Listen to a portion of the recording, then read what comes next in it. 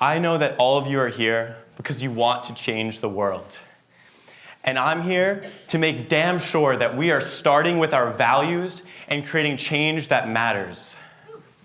Because we can't accept the fact that billions of people live in poverty without access to education, healthcare, or clean water. And we are on track to having more plastic than fish in our oceans in our lifetime.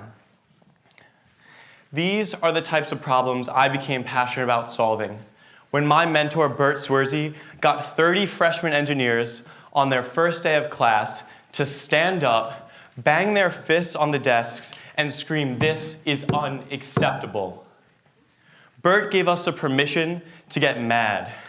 And fellows, I need you to get mad with me. So let's go. This is unacceptable. This is unacceptable. This is unacceptable. Bert's class, How to Change the World, helped me realize the problem that schools don't teach is problem finding. If we can find a problem that we are passionate about solving, then we can turn threats into opportunities. Our education system has been giving us the problems to solve our entire lives without ever telling us why they're worth solving. So question your professors. Ask if you're solving the right problem, because we cannot continue wasting our time on this.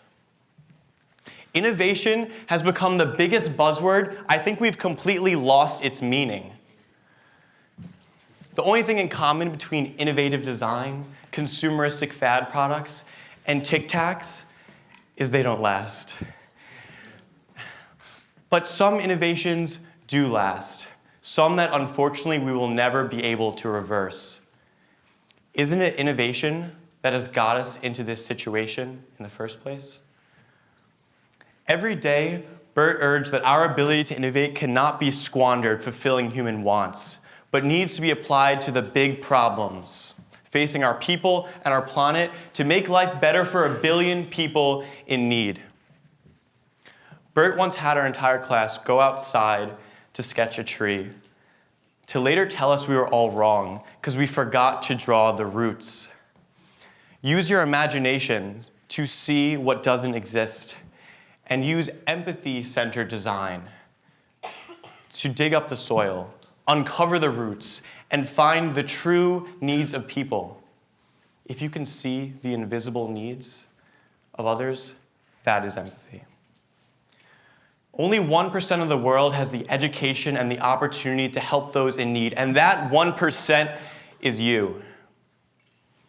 There's a cost to lost opportunity, and it takes the same effort to work on a good problem or a bad one.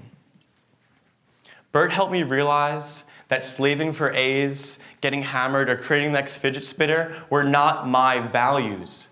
Those were society's standards, and instead I would spend every waking moment doing epic shit.